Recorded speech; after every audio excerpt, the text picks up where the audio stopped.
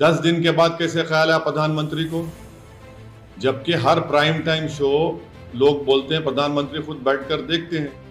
तो जब देश के वाइस प्रेसिडेंट खतर में होते हैं, खतर की सरकार हमारे देश के एम्बेसडर को बुलाकर उनसे कहती है कि प्रधानमंत्री को, जब भिवंडी में मैं जनसभा को एड्रेस कर रहा था उस वक्त भी प्रधानमंत्री से अपील किया कि आप देश के प्रधानमंत्री हैं, आप अपने नेशनल स्पोक्स पर्सन के खिलाफ एक्शन ली।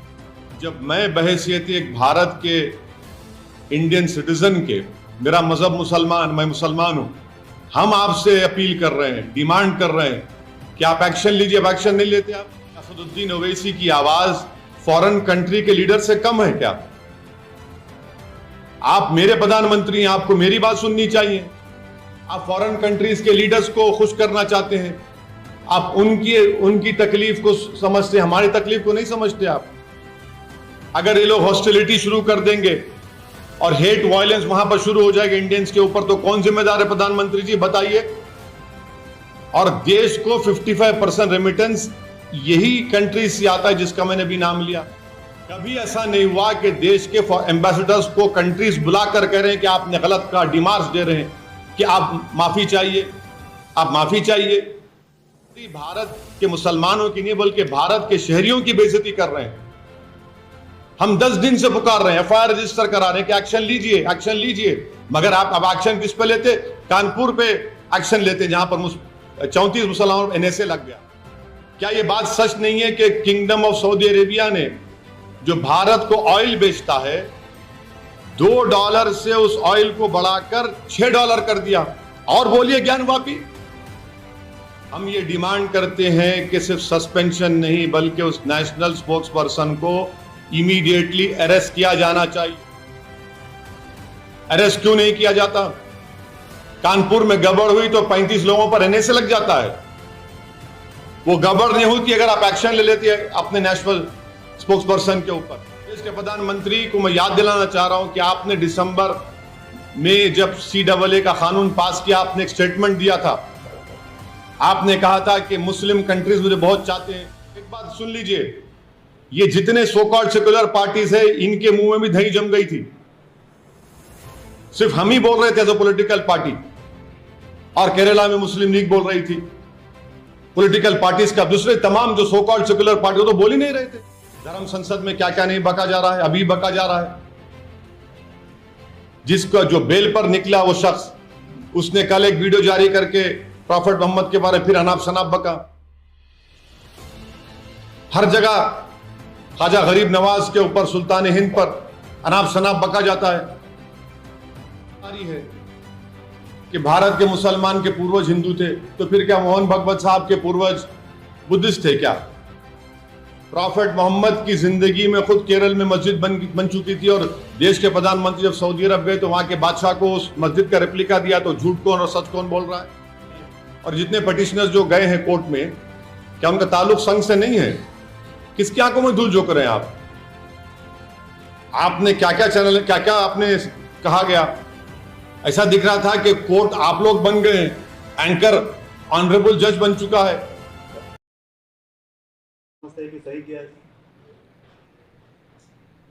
बीजेपी और देश के प्रधानमंत्री की सरकार को, नरेंद्र मोदी और उनकी सरकार को 10 दिन लग गए। 10 दिन के बाद उनको ये ख्याल आया कि उनके नेशनल स्पोक्स पर्सन, जो उनके नेशनल एग्जीक्यूटिव कमेटी के मेंबर भी हैं, उन्होंने कुछ ऐसा बात कह दी टाइम्स नाउ के टीवी चैनल पर, जिससे मुसलमानों को, उनके जज्बात को, उनको दिली ठेस हुई। 10 दिन के बाद कैसे ख्याल है प्रधानमंत्री को, जबकि हर प्राइम टाइम शो लोग बोलते हैं, प्रधानमंत्री खुद बैठकर देखते हैं। तो 10 दिन के बाद बीजेपी रिएक्ट करती है, और कब रिएक्ट करती है? जब देश के वाइस प्रेसिडेंट खतर को पहुंच रहे हैं, तो प्लेन में होते हैं तो उनसे कहा जाता है कि आपका जो बैंक्वेट था वो कैंसिल कर दिया गया है। तो जब देश के वाइस प्रेसिडेंट खतर में होते हैं, खतर की सरकार हमारे देश के एम्बेसडर को बुलाकर उनसे कहती है कि आप माफ़ी चाहें, क्योंकि बीजेपी के एक स्पोक्स पर्सन ने प्रॉफेट मोहम्मद सल्लल्लाहु अलैहि वसल्लम की शान में बकवास बकी है, झूठ बका है। तो उसके बाद आप देखते हैं कि फ़ौरन बीजेपी हरकत में आती है और बीजेपी अपने नेशनल स्पोक्स पर्सन के खिलाफ उसको सस्पेंड करती है। मैं देश के प्रधानमंत्री को जब भिवंडी में मैं जनसभा को एड्रेस कर रहा था, उस वक्त भी प्रधानमंत्री से अपील किया कि आप देश के प्रधानमंत्री हैं, आप अपने नेशनल स्पोक्स पर्सन के खिलाफ एक्शन लीजिए। ये गलत कहा उन्होंने, मगर देश के प्रधानमंत्री टस से मस नहीं हुए। और 10 दिन के बाद, क्योंकि गल्फ कंट्रीज में ये मसला बहुत बड़ा हो चुका था, इसलिए हालत मजबूरी में देश के प्रधानमंत्री ने अपने नेशनल स्पोक्स पर्सन के खिलाफ एक्शन लिया। ये सरासर गलत है। गलत इसलिए है क्योंकि एक्शन तो आपको 10 दिन पहले लेना था। जब मैं बहैसियत एक भारत के इंडियन सिटीजन के, मेरा मजहब मुसलमान, मैं मुसलमान हूं, हम आपसे अपील कर रहे हैं, डिमांड कर रहे हैं कि आप एक्शन लीजिए। अब एक्शन नहीं लेते आप, क्यों एक्शन नहीं लिया आप बताइए देश के प्रधानमंत्री? क्या असदुद्दीन ओवैसी का डिमांड, क्या असदुद्दीन ओवैसी की आवाज फॉरेन कंट्री के लीडर से कम है क्या? आप मेरे प्रधानमंत्री हैं, आपको मेरी बात सुननी चाहिए। आप फॉरेन कंट्रीज के लीडर्स को खुश करना चाहते हैं, आप उनकी तकलीफ को समझते, हमारी तकलीफ को नहीं समझते। आप कौन समझेगा हमारी दिली तकलीफ को?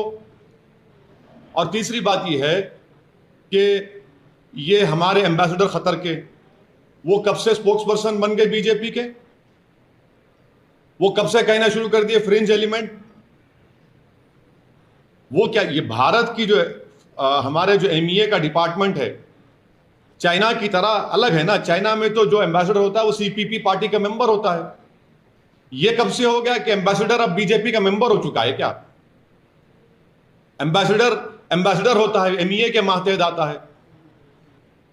ऐसा दिख रहा है कि चाइना का सीपीपी का model Narendra Modi foreign ministry में एक्सटर्नल पे इंप्लीमेंट कर रहे हैं। फ्रिंज कैसा होगा बताइए? नेशनल स्पोक्स पर्सन है, फ्रिंज कब से हो गया? और पांचवी बात, ये फ्रिंज खुद मेन स्ट्रीम है, फ्रिंज खुद मेन स्ट्रीम है। छठी बात यह है कि हमारे देश के जो नागरिक इन गल्फ कंट्रीज में रहते हैं वो 34,20,000 के करीब रहते हैं।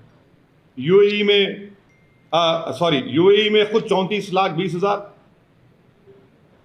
सऊदी अरेबिया में 25 लाख, यूनाइटेड स्टेट्स में 12,80,000, कुवैत में 10,29,000, ओमान में 7 लाख, कतर में 7.5 लाख, नेपाल में 5 लाख, यूनाइटेड किंगडम में 3-3.5 लाख करीब, सिंगापुर में 3.5 लाख, बहरीन में 3,23,000। और जितने टॉप 10 एनआरआई डेस्टिनेशन है उसमें 6 के 6 ये गल्फ कंट्रीज में है। अगर ये गल्फ कंट्रीज में इंडियंस के खिलाफ हॉस्टिलिटी बढ़ जाएगी तो क्या होगा? अगर ये लोग हॉस्टिलिटी शुरू कर देंगे और हेट वायलेंस वहां पर शुरू हो जाएगा इंडियंस के ऊपर, तो कौन जिम्मेदार है? प्रधानमंत्री जी बताइए। और देश को 55% रेमिटेंस यही कंट्रीज से आता है जिसका मैंने भी नाम लिया। क्या कर रहे हैं? कौन सी फॉरेन पॉलिसी है प्रधानमंत्री जी आपकी? 56 इंच की सीना की फॉरेन पॉलिसी। आपने देश की फॉरेन पॉलिसी को बर्बाद कर दिया। जो डोमेस्टिक हेट पॉलिटिक्स है वो फॉरेन पॉलिसी को आप कन्वर्ट कर दिए उसको, और उसका खैमियाजा हम देख रहे हैं कि कभी ऐसा नहीं हुआ कि देश के एम्बेसडर्स को कंट्रीज बुलाकर कह रहे हैं कि आपने गलत कहा, डिमांड्स दे रहे हैं कि आप माफी चाहिए, आप माफी चाहिए। ईरान के फॉरेन मिनिस्टर आइंदा हफ्ते आने वाले हैं। ईरान हमारे देश के एम्बेसडर को बुलाकर बोलता है कि आपने प्रॉफेट मोहम्मद सल्लल्लाहु अलैहि वसल्लम की इंसल्ट की है, माफी चाहिए। वाइस प्रेसिडेंट खतर में है, उनकी खतर मौजूदगी में एम्बेसडर को बुलाकर कहा जाता है इतनी बड़ी बेइज्जती भारत की।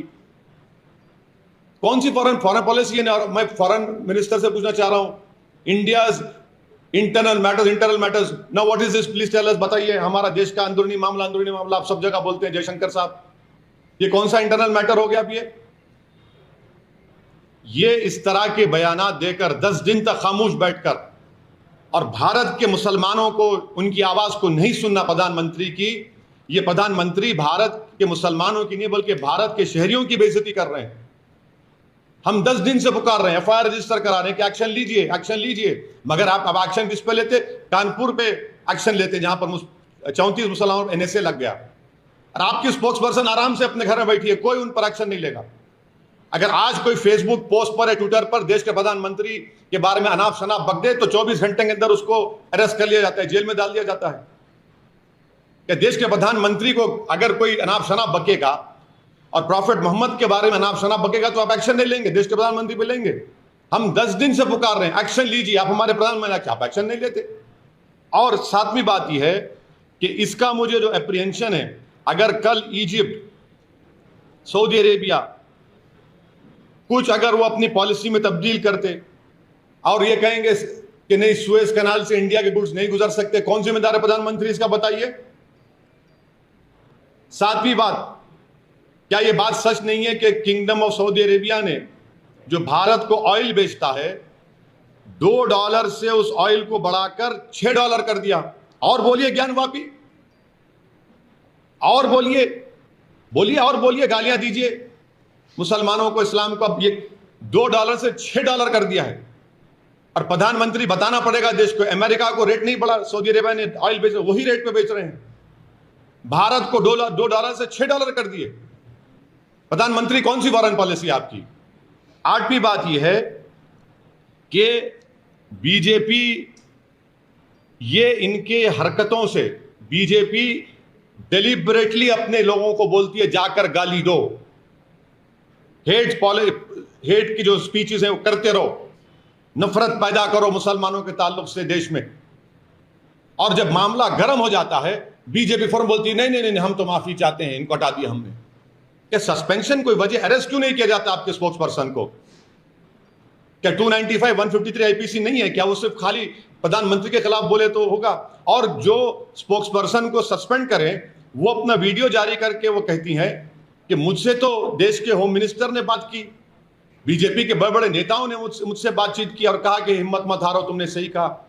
तो प्रधानमंत्री पूरी विश्व को यह स्टेटमेंट दे रहे हैं कि आप मुसलमानों को प्रॉफिट मोहम्मद के बारे में अनाप शनाप बकते रहिए, हम कुछ नहीं बोलेंगे। हाँ, अगर कुछ बाहर कुछ हो गया तो जब हमको तकलीफ होगी। भारत के मुसलमान को क्यों नहीं सुनते प्रधानमंत्री? आखिर क्या मेरी वैल्यू कम है देश के प्रधानमंत्री एक फॉरेन कंट्री के लीडर से? मैं पुकार कर कह रहा हूं, एफआईआर रजिस्टर हो रहे हैं, मगर आप नहीं सुनना चाहते।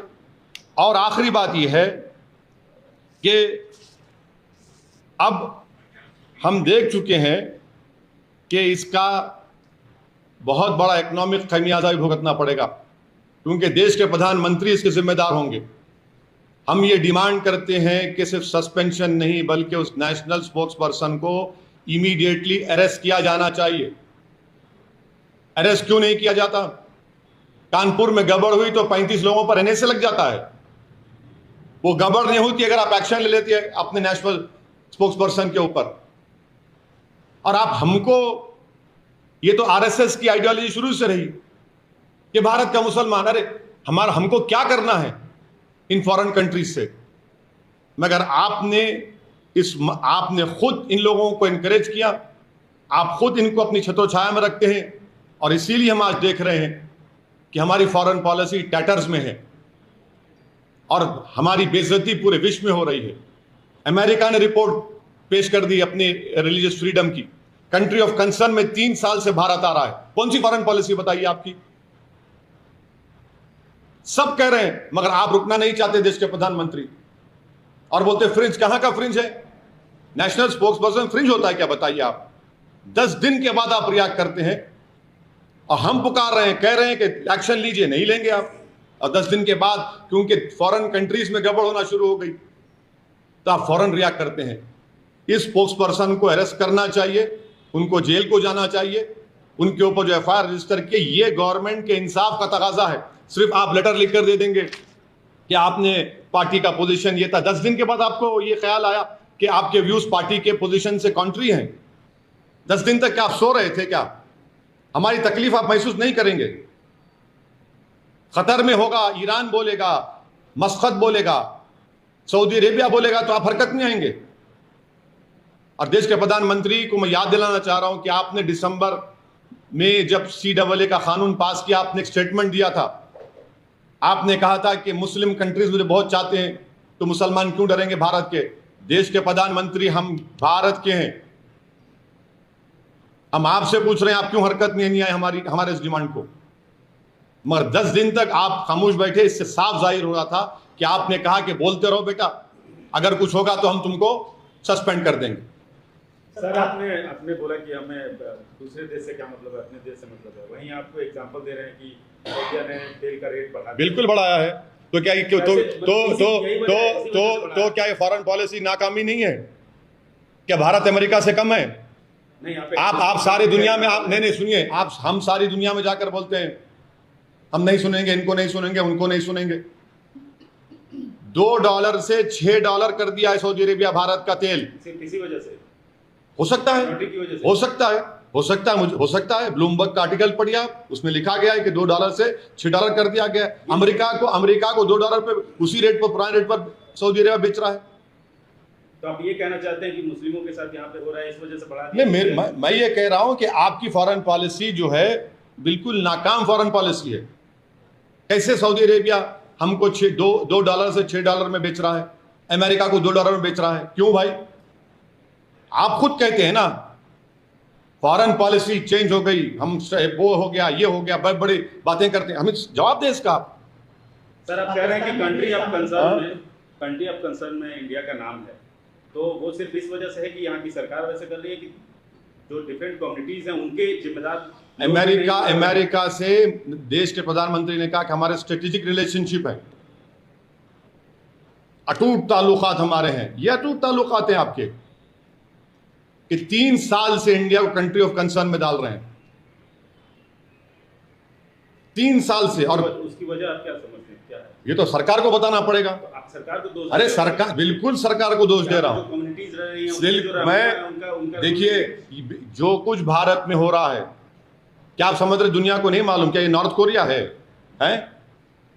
कि जहां पर सब चीज बंद है? कि चाइना है कि वहां पर जो कहीं हो रहा है चाइना में बाद में मालूम होता विश्व को 2-3 दिन? ये तो भारत में सब देख रहे हैं, दुनिया देख रही है।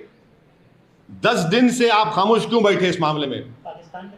सुनिए, 10 दिन से देश के प्रधानमंत्री खामोश क्यों बैठे? 10 दिन के बाद आप क्यों रिएक्ट करें, बताओ हमको। 24 घंटे में क्यों रिएक्ट नहीं किया? 48 घंटे में क्यों नहीं किया? 3 दिन में, 4 दिन में, 5 दिन में, 6 दिन में, 7 दिन में, 8वें दिन, 9वें दिन, 10वें दिन करते हैं आप क्यों? 10 दिन में क्या हो गया बताइए आप? अचानक क्या हो गया 10 दिन में? यही तो हम कह रहे हैं कि एज एन इंडियन हम पुकार रहे हैं कि आपकी national spokes person times now के चैनल पर जाकर प्राइम टाइम में रसूलुल्लाह सल्लल्लाहु अलैहि वसल्लम की शान में गुस्ताखी की, बकवास, अनाप शनाप बका, माने जिस चीज हमारे को सबसे ज्यादा प्यारी है हमारे दीन में, आप उन्हीं के बारे में अनाप शनाप बकते हैं और 10 दिन के बाद प्रधानमंत्री कहेंगे। पाकिस्तान के प्रधानमंत्री ने भी इस मुद्दे पर रिएक्ट किया है। पाकिस्तान ने 4 दफे को समन किया। वो पाकिस्तान का जवाब MEA देगा, पाकिस्तान के लोग देंगे। मैं मुझसे क्यों पूछ रहे हैं आप? एक्शन लिए ना सर, फिर भी होना चाहिए, थोड़े लोग बोले। क्या एक्शन लिए? सस्पेंशन किया ना सर। क्या सस्पेंशन किया? सस्पेंशन है, सस्पेंड फिर तो आप सस्पेंड कर देना था कानपुर के बच्चों को भी। क्यों अरेस्ट करें उनको? आप क्यों अरेस्ट करें? केस बुक करके छोड़ देना था, अरेस्ट नहीं करना था। फिर कौन सा किया इस सस्पेंशन को आप एक्शन बोलते? आंख में धूल झोंक रहे आप लोग, बेवकूफ बना रहे। पार्टी से सस्पेंड क्या पार्टी से सस्पेंड करे? गिरफ्तार करना चाहिए। अगर वो गलती की है, आप मान रहे हैं कि उन्होंने एक रिलीजन के, क्या लिखा आपने उसमें, clear violation of your rule 10A of constitution of the BJP, contrary to parties position, the contrary to parties position, तो आप केस बुक करिए। केस ऑलरेडी है, जेल को भेजाइए उनको। जिसको आपने सस्पेंड किया वो खुद वीडियो बनाकर करिए कि देश के होम मिनिस्टर ने मुझे फोन किया, महाराष्ट्र के एक चीफ मिनिस्टर ने मुझे फोन किया, बीजेपी के बड़े बड़े नेताओं ने मुझे फोन किया। 10 दिन तक आप क्यों खामोश बैठ रहे हैं? क्यों खामोश बैठे 10 दिन आप? हम पुकार कर कह रहे हैं। और एक बात सुन लीजिए, ये जितने सो कॉल्ड सेक्युलर पार्टीज है, इनके मुंह में भी दही जम गई थी। सिर्फ हम ही बोल रहे थे एज ए पॉलिटिकल पार्टी, और केरला में मुस्लिम लीग बोल रही थी। पॉलिटिकल पार्टीज का दूसरे तमाम जो सो कॉल्ड सेक्युलर पार्टी तो बोल ही नहीं रहे थे, कुछ नहीं बोल रहे थे, अब बोल रहे हैं कल से। हम तो, आप गवाह हैं मीडिया के लोग, हम तो शुरू दिन से बोल रहे हैं। हैदराबाद में हम लोग जाकर कंप्लेन किए, पूरे उलेमाओं को ऑर्गेनाइजेशन साथ लेकर FIR दर्ज हुआ, मगर पूरे secular party, so called secular parties कल रात से अचानक हरकत में आ गए। सर दूसरी तरफ नूपुर ने यह भी कहा है कि जब भी शिवलिंग की बात होती है, महादेव की बात होती है, तो काफ़ी उसको नीचा दिखाकर बात करते हैं, शिवलिंग को फवारा बोलते हैं। तो इससे क्या रिलीजियस सेंटिमेंट हर्ट नहीं होते सर? अगर आपको तो इतना था तो कानून को क्यों इस्तेमाल नहीं करते आप? कानून को क्यों इस्तेमाल नहीं किया आप? एक national prime time TV channel पर जाकर अनाप शनाप बकते हैं आप, अनाप शनाप बकते हैं आप कि पहली मर्तबा बोला गया ये जो धर्म संसद में क्या क्या नहीं बका जा रहा है, अभी बका जा रहा है। जिसका जो बेल पर निकला वो शख्स, उसने कल एक वीडियो जारी करके प्रॉफेट मोहम्मद के बारे में फिर अनाप शनाप बका। हर जगह ख्वाजा गरीब नवाज के ऊपर, सुल्तान हिंद पर अनाप शनाप बका जाता है।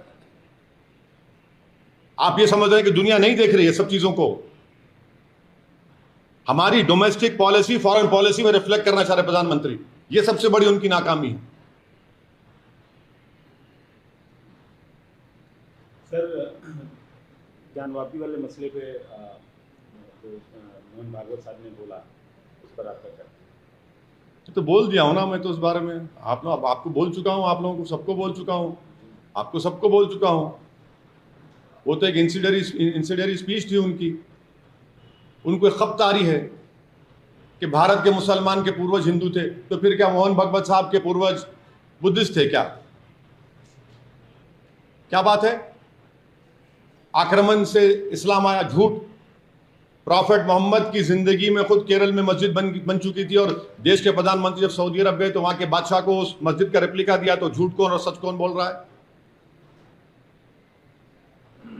आप कह रहे हैं कि RSS के सरसंघचालक की बात पर मैं भरोसा करूं?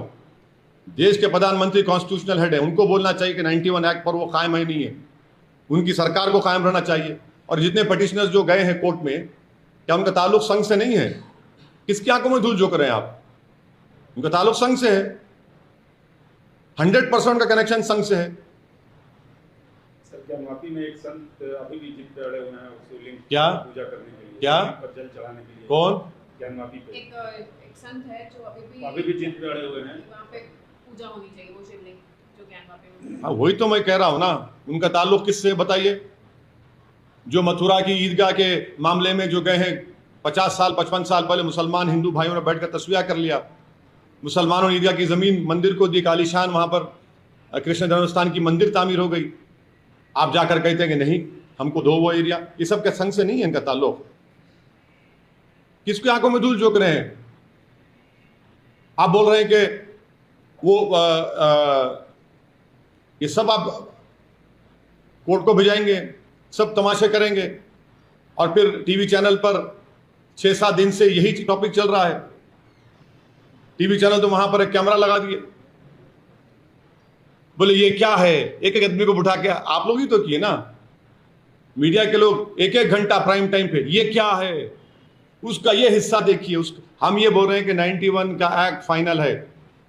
91 का एक्ट ने कह दिया कि 15 अगस्त 1947 को जो मंदिर, मस्जिद, गिरजाघर थी, गुरुद्वारा था, उसको नहीं तब्दील किया जाएगा, किस्सा खत्म।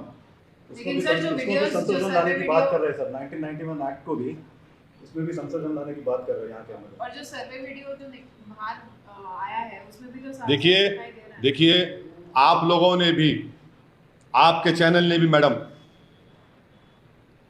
रिपब्लिक टीवी चैनल ने भी ये चलाया था। आप मोहन भागवत पे क्या बोलेंगे? अब आप बोलिए। अब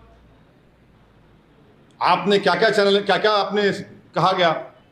ऐसा दिख रहा था कि कोर्ट आप लोग बन गए, एंकर ऑनरेबल जज बन चुका है। तो आप उनके बयान पे तो सर आपको खुश होना चाहिए। वो बोले क्यों खुश होऊंगा मैं क्यों? मैं नहीं, मैं RSS से मेरा आइडियोलॉजिकल डिफरेंस है और रहेगा इंशाअल्लाह ताला। अगर सच बोल रहे हैं तो कोई अच्छी बात बोल रहे हैं, हर जगह तलाशी सुनिए की जरूरत सुनिए, आप सच की बात कर रहे हैं, आप लोग पढ़ते नहीं है।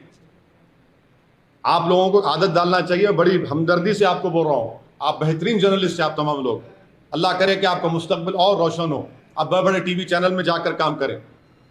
हो सकता है कि आप 6 बजे और 9 बजे के एंकर भी बन जाएंगे कभी। हम आपसे एक ही रिक्वेस्ट कर रहे हैं कि नाथूराम गोडसे के भाई का स्टेटमेंट पढ़िए, जो उन्होंने अडवाणी साहब के बारे में क्रिटिसाइज कर कहा कि अडवाणी झूठ बोल रहे हैं। नाथूराम गोडसे और हम पूरे गोडसे भाई तो आरएसएस से थे, ताल्लुक था हमारा। आप सच्चाई की बात कर रहे हैं।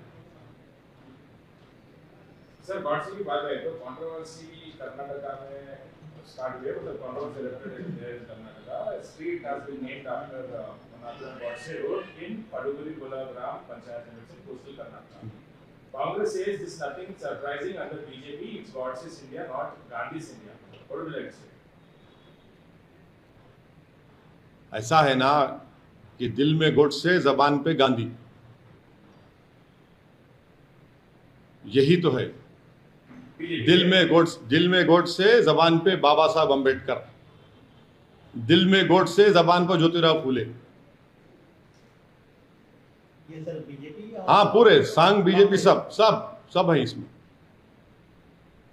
सर अभी 3-4 दिन से हैदराबाद में एक बहुत बड़ा मसला चल रहा है गैंग रेप का, और आपके एमएलए का भी law will take its own course, इस पे तय बोलना है मेरे को। अरे इतना बड़ा भाई, law will take its own course. अब मॉरल हाई ग्राउंड बिल्कुल ले लिए। कोई मॉरल हाई ग्राउंड कोई नहीं ले रहे। हीनियस क्राइम है। सुनिए, आप बहस मत करिए। हीनियस क्राइम है, law will take its own course, law will take its own course. तो आप फिक्र मत करिए। आप जम्मू कश्मीर में जो टारगेट किलिंग हो रही है सर, उस पर आपका क्या कहना है? क्योंकि सेलेक्टिव अब आप लोग जो है बीजेपी के स्पोक्स पर्सन को बचाने की पूरी कोशिश कर रहे हैं। आप लोग किलिंग हुई ना सर? नहीं, अब आप लोग जो है, जो जिस मुद्दे पे हम आप लोगों को तकलीफ दी आने के लिए, अब आप लोग अब अपने एजेंडे पे आ गए। अब नहीं, सुनिए, इस पर सुनिए, मैं बोल रहा हूं आपको। मैं ठहरो ना। इस पर हम बोल चुके हैं, कश्मीरी पंडित के कत्ल के ऊपर, बैंक के मैनेजर के कत्ल पे बोल चुका हूं, स्कूल की टीचर पर बोल चुका हूं। आप लोगों के पास मेरा वो वीडियो है। मगर बीजेपी के स्पोक्स पर्सन से तवज्जो हटाना अब आप लोगों का एजेंडा हो सकता है। आप मुझे तो मत इस्तेमाल करिए उसमें, अब मुझे इस्तेमाल मत करिए। आपको दिया गया है पूरा नोट रिपोर्ट दी गई आप लोगों को बोलने के लिए। अब आप पूछते रहो। मैं देश के पसंद नहीं है उसके ऊपर, मैं देश के प्रधानमंत्री से सिर्फ यही डिमांड करूंगा कि नेशनल स्पोक्स पर्सन को अरेस्ट किया जाए। नेशनल सुनिए, और कानपुर में एनएसए लगाया।